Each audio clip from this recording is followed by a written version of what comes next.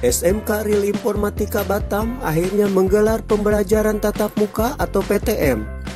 Sekolah berbasis teknologi ini mengadakan PTM didasari atas permohonan orang tua siswa yang menginginkan anaknya PTM, dikarenakan dinilainya selama mengikuti pembelajaran lewat daring, anaknya malas belajar dan kurang semangat karena sudah bosan.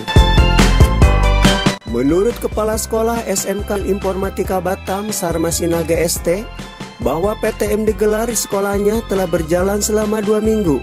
Namun, sebelum PTM dimulai, pihak sekolah telah melakukan berbagai persiapan matang terkait protokol kesehatan, baik persiapan sarana dan kelengkapan prasarana prokes, serta persiapan untuk siswa, guru, dan staf dipastikan telah divaksinasi.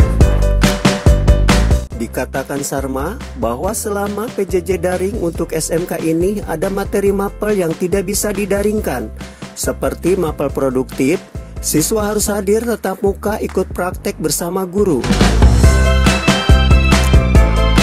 Maka dari itu, Sarma menilai bahwa PTM ini digelar cukup bagus karena materi pelajaran juga disampaikan guru kepada siswanya lebih maksimal. Ditegaskan Sarma bahwa dalam menjalankan PTM pihaknya menerapkan protokol kesehatan cukup ketat. Mulai siswa datang ke sekolah, berada di dalam kelas hingga siswa pulang dipantau dengan memastikan kepada orang tua bila anak didiknya telah selesai ikut PTM.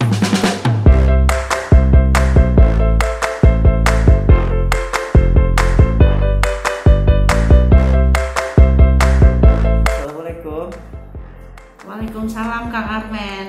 Bu, ini kan kita udah menggelar tatap muka ya? Iya, sudah. Udah berapa minggu sih, Bu? Kalau tatap muka ini kalau dibilang berapa minggu, kami sebenarnya itu dari dulu ada tatap muka. Semenjak Covid itu tetap ada tatap muka, cuman dikurangi jamnya, terus ada sesinya. Berarti terbatas ya, Bu ya? Iya, betul. Ini keinginan orang tua atau gimana, Bu, kita menggelar tatap muka ini?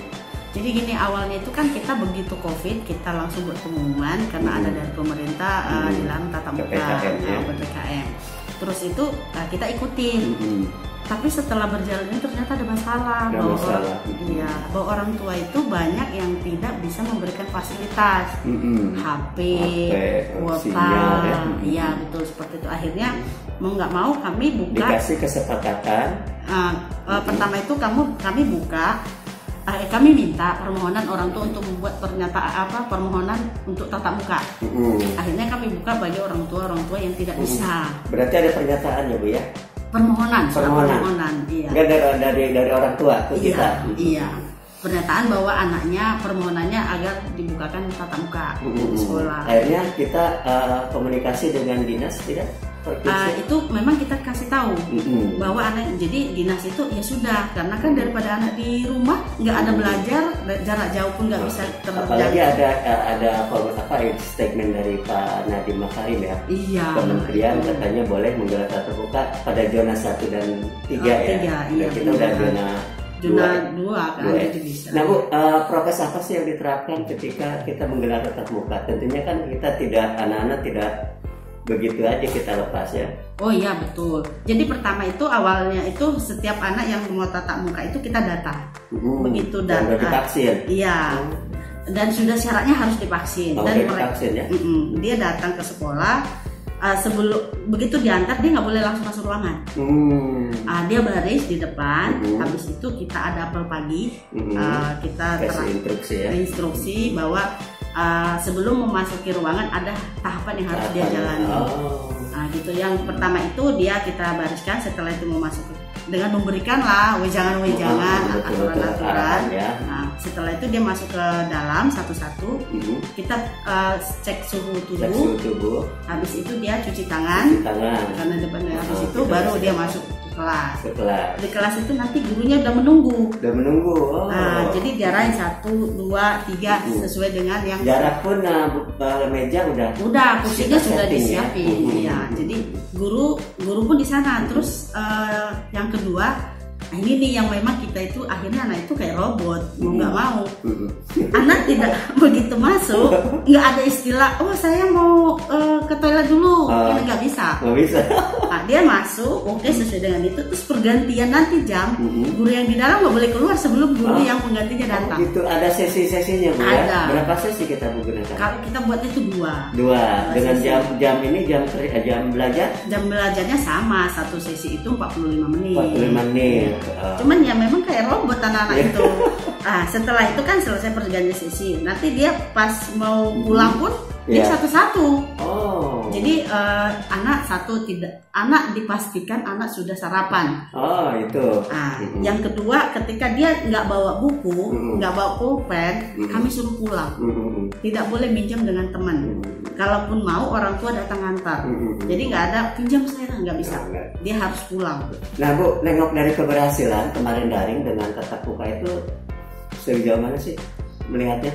Aduh, gimana ya bilangnya ya, kalau dibandingin tatap muka dengan daring, ya? jujur aja jauh kali dari segi etika, dari disiplin. Ini tatap muka lebih maksimal Bu ya?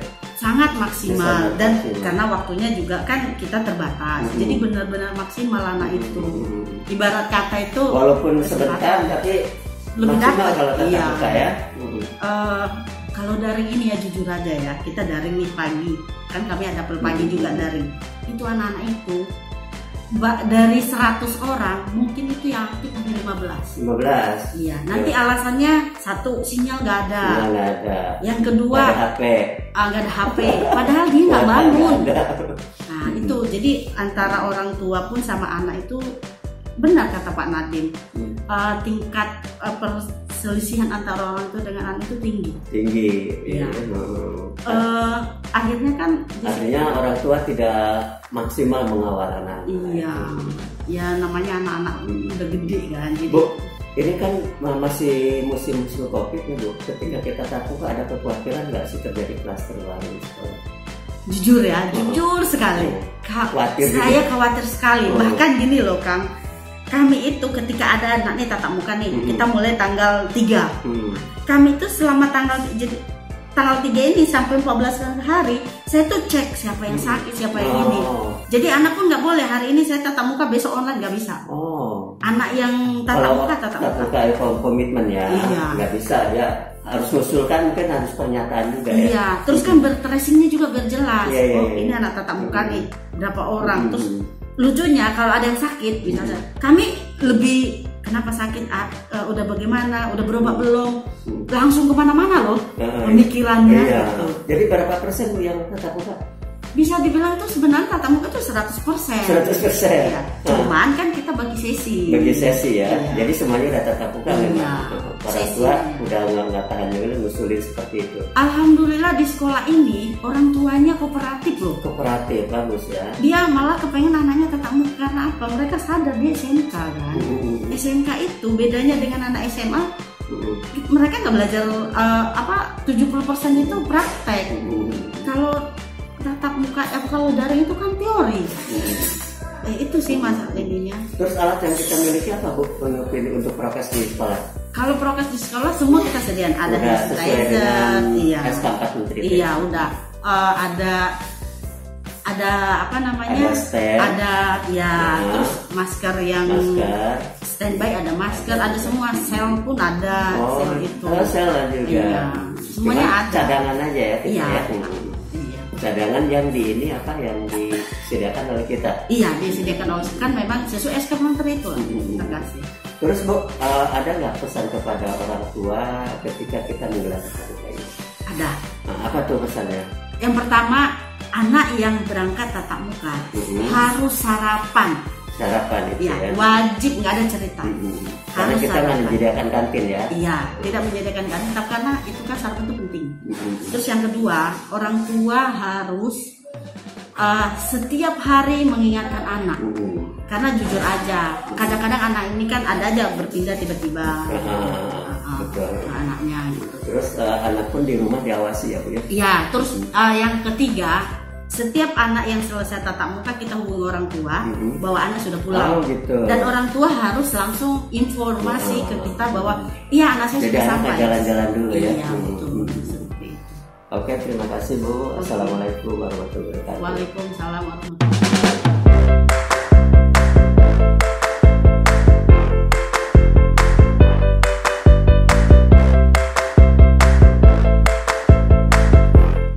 Sementara itu, salah satu siswa kelas 12 jurusan akuntansi, Seren Puspita, mengaku senang bisa kembali belajar di sekolahnya karena sudah lama dan bosan mengikuti belajar daring di rumahnya. Selain itu, kata dia, dengan belajar jarak jauh terkadang materi pelajaran sulit dipahami, serta sering kesulitan bertanya jika ada pelajaran kurang jelas dan sinyal kerap kali sering putus.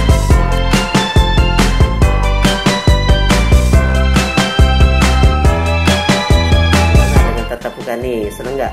Ya menurut saya seneng sih, soalnya dibanding dari online di sini lebih puas bertanya pada guru juga. Ya. Kalau kenapa kalau daring-daring atau online membingungkan pelajaran atau nggak ini sulit diterima? Iya, kadang susah masuk otak juga. Masuk otak juga, banyak tugas katanya ya. Iya benar. Nah, kamu kan udah kelas 3, apa persiapannya nih? Persiapannya lebih bisa lah, harusnya lebih harus dimatangkan. Ya. Justru dengan tatap muka itu persiapan lebih matang nanti ya. Beda dengan daring, kita takut juga. Iya. Ya kan? Kamu mau masuk kemana nanti setelah ini dari sini? Rencananya? Rencana masih masih dipikirkan ya. Iya, Pak. Yang pasti sekarang belajar sungguh-sungguh ya. Oke, makasih ya. Gimana perasaan kamu dengan tatap muka ini? Ya seneng lah ya. Gimana ya, kalau di rumah itu kita tuh bingung. Bingung ketika daring ya? Iya. Bingungnya apa? Ya karena kan materinya tuh harus kita lihat dari YouTube sendiri, nyari sendiri, jadi kita bingung. Jadi bingung, nggak bisa bertanya ya. Iya. Dan bosan juga, banyak tugas. Banyak. Iya, lumayan. Jadi enak tatap muka. Enak tatap muka. Nah, ini kan Aulia kan udah kelas 3 nih ya. Kelas 3 persiapan perlu ini ya. Perlu matang juga untuk UKK ya. Apalagi bulan Januari kan udah mulai ujian. Oh, ujian ya. Jadi memang tatap muka itu efektif bagi Aulia. Iya, efektif banget. Oke, makasih. Assalamualaikum. Halo, apa kabar? Kabarnya baik. Ini udah 2 minggu katanya, kata tadi kepala sekolah udah tatap muka ya. Iya. Gimana? Senang? Senang banget. Senang. Senangnya kenapa? Ya karena bisa bertanya ya. Bisa langsung bertanya kepada guru. Langsung kalau nggak ngerti. Ini kalau daring gimana? Kemarin waktu daring? Kalau daring mungkin agak susah ya, mungkin dari paket juga harus ada. Paket. Terus bosan jenuh, banyak tugas ya. Banyak tugas. Lain dengan tatap muka ya, enjoy. Ya, tatap muka enjoy, kalau nggak ngerti langsung tanya. Tatap muka sih bagus ya, karena kita bisa lebih tahu lagi apa materi-materinya. Terus kami juga tatap muka pasti tetap menjalankan protokol kesehatan. Apalagi kami juga udah vaksin, jadi kami udah vaksin ya? Udah. Jadi masih waspada juga, tapi ya kita harus menjaga juga. Jadi PTM itu sangat penting. Kamu udah kelas 3 ya, iya, dan mempersiapkan diri ya. Iya. Oke, terima kasih. Iya, Assalamualaikum. Waalaikumsalam warahmatullahi wabarakatuh. Pak, Bapak kaji apa? Saya kepala jurusan bidang multimedia di SMK Informatika. Nah Pak, ini kan udah berapa dari tenaga baru mungkin kita ya menggelar PTM? Untuk PTM kami baru melaksanakan kurang lebih 2 minggu. Oh, 2 minggu. Nah, selama 2 minggu gimana Pak? Berjalan lancar?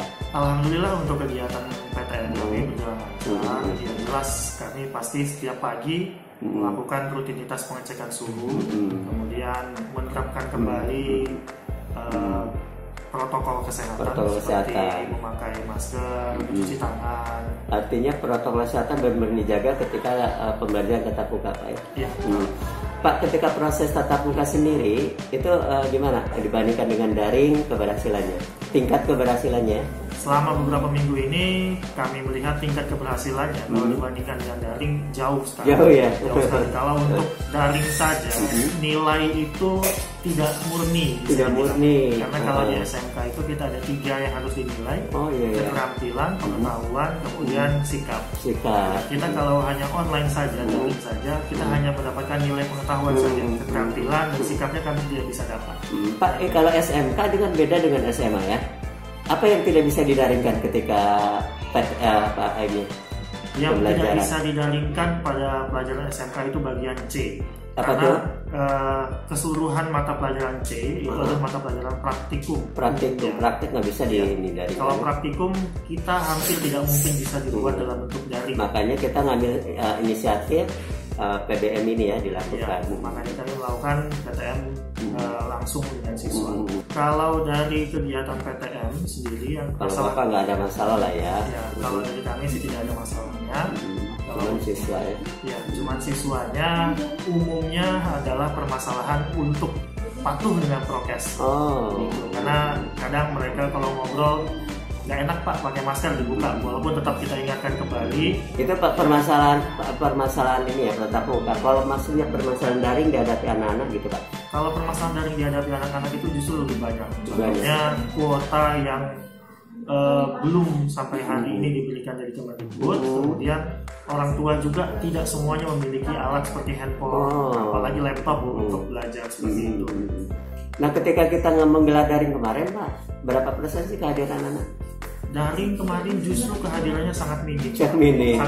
Jadi kalau misalnya kami melaksanakan pertemuan di Google Classroom, di Zoom ataupun Google Meet, yang datang itu, yang ikut itu hanya beberapa. Juga keterbatasan kalau Zoom hanya bisa 45 menit. Kalau untuk Classroom tugas-tugas yang diberikan tidak semua punya laptop.